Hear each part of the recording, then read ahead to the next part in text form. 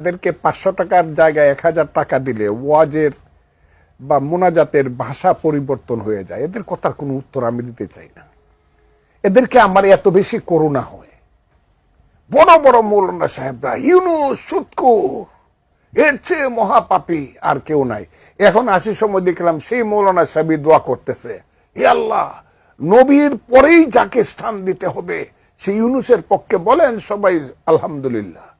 এদের কথার এই 500 টাকা 1000 টাকা যারা মানুষের ঘরে খায়া লিল্লা খায়া যারা বড় হইয়া বড় বড় কথা বলে, এদের কথা এদের কোনো সেন্স কাজ করে বলে আমি মনে করি না। চলে কিভাবে? মন্ত্রীদের গাড়ি আর বাড়ি হাঁকায় কিভাবে? জনগণের ট্যাক্সের পয়সায়। আর এই ট্যাক্স গুলো বেশিরভাগ বড় লোকেরা দেয় না, শিল্পপতিরা ট্যাক্স কতভাবে ফাঁকি দেওয়া যায় সব জানে। ট্যাক্স অধিকাংশ দেয় গরিব মানুষেরা, মাথার ঘাম পায়ে ফেলে পয়সা উপার্জন করে, ঠেলা গাড়ি চালায়, রিক্সা চালায়, ভ্যান গাড়ি চালায়, নৌকার মাঝি, কৃষক, শ্রমিক, মজদুর, এভাবে মাথার ঘাম পায়ে ফেলে পয়সা উপার্জন করে। তারপরে সেই পয়সা দিয়ে সন্ধ্যাবেলায় 100 টাকার চাল, ডাল, তেল, নুন, চিনি, নিত্য প্রয়োজনীয় দ্রব্য কিনতে গেল। 100 টাকার পণ্য কিনলে তোমাকে দেওয়া হয় 85 টাকার পণ্য, বাকি 15 টাকা ভ্যাট হিসেবে কেটে নিয়ে যায় সরকার। ওই 15 টাকা দিয়ে জাতীয় সংসদ ভবনের এসি ঘুরে, ওই 15 টাকা দিয়ে সমস্ত মন্ত্রীদের গাড়ি চলে, ওই 15 টাকা দিয়ে মন্ত্রী, এমপি, মিনিস্টারদের জন্য আলিশান আকাশ ছোঁয়া প্রাসাদ তৈরি হয়। ওই 15 টাকা থেকে শিক্ষা মন্ত্রণালয় চলে, ওই 15 টাকা থেকে স্কুলের ভবনগুলো তৈরি হয়, ওই 15 টাকা থেকে স্কুল কলেজের শিক্ষক শিক্ষিকাদের বেতন দেওয়া হয়। আর প্রতি বছর জানুয়ারির 1ম তারিখে সারা দেশে বিনামূল্যে পাঠ্যপুস্তক বিতরণ করা হয়। বিনামূল্যে পাঠ্যপুস্তক, কিন্তু পাঠ্যপুস্তক ছাপানোর জন্য টাকা খরচ হয়েছে কি হয় নাই? এই টাকাটা কি দাদা বাবুরা দেয় না? এই টাকাটা কেউ কারো বাপের তালুকদারি বিক্রি করে আনে? এই টাকাটা দেশের জনগণের ট্যাক্সের পয়সা থেকে আসে। ভালো কথা, আমার ট্যাক্সের পয়সা দিয়ে আমার দেশের স্কুল চলবে, এটাই স্বাভাবিক।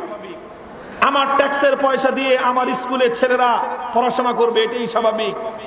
কথা বলেন ঠিক না বেঠিক? আবার কিছু মানুষ আছে মাদ্রাসার ছাত্রদেরকে খোটা দেয়, যাকাত খাইস, ফিতরা খাইস, আবার বড় বড় কথা বলিস। কথা বলেন। প্রশ্ন হলো, তুমি যে ডাক্তার হইছো, তুমি যে ডাক্তার হলো ঢাকা মেডিকেল আর চট্টগ্রাম মেডিকেলের উপরে, কার বাবার পয়সা দিয়ে ডাক্তার হয়েছো? তুমি যে চট্টগ্রাম বিশ্ববিদ্যালয়ে পড়লা, ঢাকা বিশ্ববিদ্যালয়ে পড়াশোনা করলা, তুমি কার বাবার পয়সা দিয়ে পড়াশোনা করেছো? তোমরা আমাদের গরিব মানুষের, মেহনতি মানুষের মাথার ঘাম পায়ে ফেলানো ট্যাক্সের পয়সা দিয়ে পড়াশোনা করো।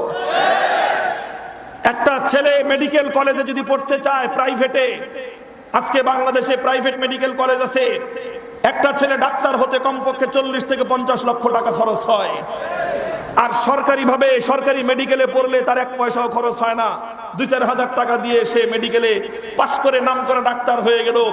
তার পিছনে এক একটা ডাক্তার তৈরি করবার জন্য কমপক্ষেও একটা রাষ্ট্রের 50 লক্ষ টাকা করে খরচ হয়। কোত্থেকে আসে 50 লক্ষ টাকা? এই 50 লক্ষ টাকার মধ্যে আমি মামুনুল হকের ব্যক্তিগত দেওয়া ট্যাক্সের পয়সা আছে। ওই 50 লক্ষ টাকার মধ্যে একজন মেহনতি কৃষক, শ্রমিক, রিক্সাওয়ালার ট্যাক্সের পয়সা আছে। তাহলে তুমি যে আমাকে বললা আমি বড় লোকের যাকাত খেয়ে পড়াশোনা করেছি, তুই বেটা কার বাপের পয়সা দিয়ে ডাক্তার হয়েছিস?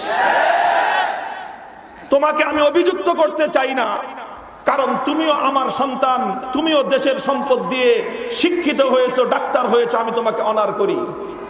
তুমি দেশের সম্পদ ব্যয় করে শিক্ষিত হয়েছো, ঢাকা বিশ্ববিদ্যালয়ে পড়ে, আমি তোমাকে কটাক্ষ করতে চাই না, আমি তোমাকে সম্মান করি। তুমি যেমন জনগণের পয়সা দিয়ে পড়াশোনা করে মানুষ হয়েছো, শিক্ষিত হয়েছো, মাদ্রাসাগুলোর ছেলেরাও আল্লাহ প্রদত্ত ট্যাক্স, যাকাতের পয়সা দিয়ে তারা লালিত পালিত হয়।